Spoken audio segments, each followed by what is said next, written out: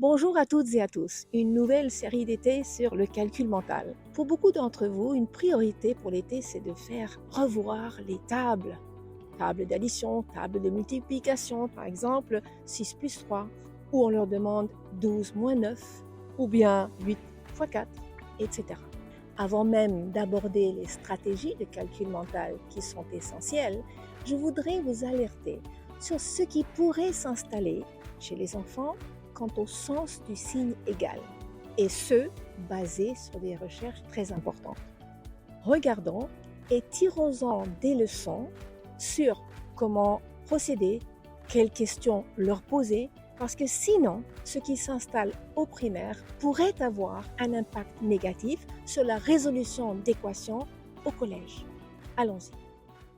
Comment vos élèves interprètent-ils le signe égal? Regardons une étude pour nous éclairer qui impliquait un grand échantillon d'élèves de CP à la 6e. Les résultats montrent que moins de 10% des élèves ont donné 7 comme réponse, alors que 50% ou plus ont donné 12 et un bon nombre ont donné 17. Pourquoi? Eh bien parce que les élèves du primaire interprètent le signe égal comme une instruction qui dit effectue le calcul qui se trouve à gauche et inscrit le résultat à droite. Mais ce genre d'interprétation va causer un obstacle au collège et même au lycée parce qu'on résout beaucoup d'équations à une ou deux variables ou plus. Carolyn Kieran, chercheuse canadienne en mathématiques, prof émérite, a fait beaucoup de recherches sur l'apprentissage des élèves de l'algèbre, soit au primaire, soit au secondaire. Et elle explique qu'on procède de façon mécanique, de gauche à droite, comme une calculette, sans trop réfléchir quand on raisonne arithmétiquement. En revanche, quand on raisonne algébriquement ou mathématiquement, on prend du recul avant de se lancer dans le calcul, on réfléchit à la structure, à la forme de l'équation qu'on nous donne. Reprenons notre exemple. Dans l'approche procédurale, l'élève procède de gauche à droite. Il met 12 et il continue avec assiduité de gauche à droite jusqu'à ce qu'il obtienne un seul résultat à droite du signe égal. Alors qu'avec une approche algébrique, l'enfant considère la structure, on a une égalité, le sens. L'égalité, c'est comme une balance. Le signe égal a un sens relationnel. Les deux membres de l'égalité doivent être égaux. Donc, vu que j'ai 12 à gauche, je dois mettre un 7 pour avoir un 12 à droite.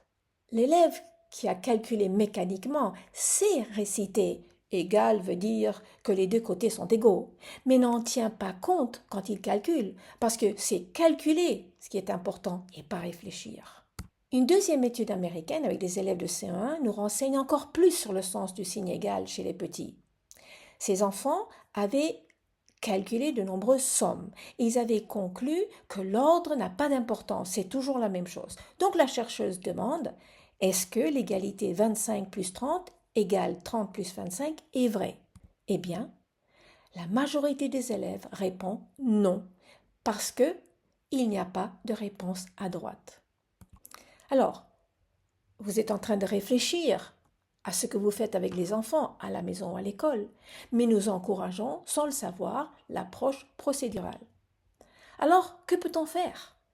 Eh bien, dès les petites classes, on fait des exercices, par exemple avec une balance, et on leur montre ah, c'est pareil.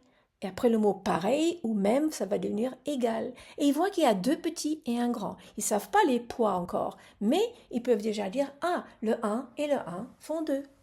Et le 1 et le 1 donnera plus tard 1 plus 1. Ou bien, vous mettez un cube rose et deux cubes jaunes et voient trois cubes verts. Alors la couleur prime, mais il commence à réfléchir. Ah, ça veut dire que 1 et 2, c'est la même chose que 3, parce qu'on a la balance. C'est égal. Un exercice que vous pouvez faire si vous avez des élèves de 5 ou 6 ans, vous leur donnez ce tableau, ils jettent 2 dés et ils obtiennent 2 et 6. Voilà, ils notent. Et après, ils doivent dessiner à droite une autre combinaison telle que les deux sont égales. Ou bien, s'ils sont un peu plus grands, ils savent écrire les chiffres, ils vont jeter 3 et 6, ils notent. Et après, ils doivent indiquer ou inscrire deux autres nombres dont la somme est égale à la première. Au CP, lorsque vous enseignez les familles de nombres, ce qu'on appelle en France les compléments à 10, Et dans mes livres, j'appelle ça les familles de nombres.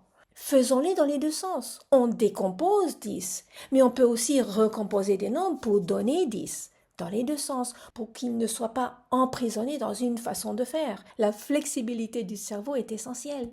On peut varier l'emplacement de la case vide, c'est ce que j'ai fait dans mes livres de CP dans la méthode de Singapour. Et même au-delà, au CE1, au CE2, on peut avoir beaucoup de termes des deux côtés et varier l'emplacement de la case vide. Ça ressemble à l'exercice de grande section où on a deux quantités à gauche, deux quantités à droite et les élèves cherchent l'égalité. Donc quelle est la leçon à tirer?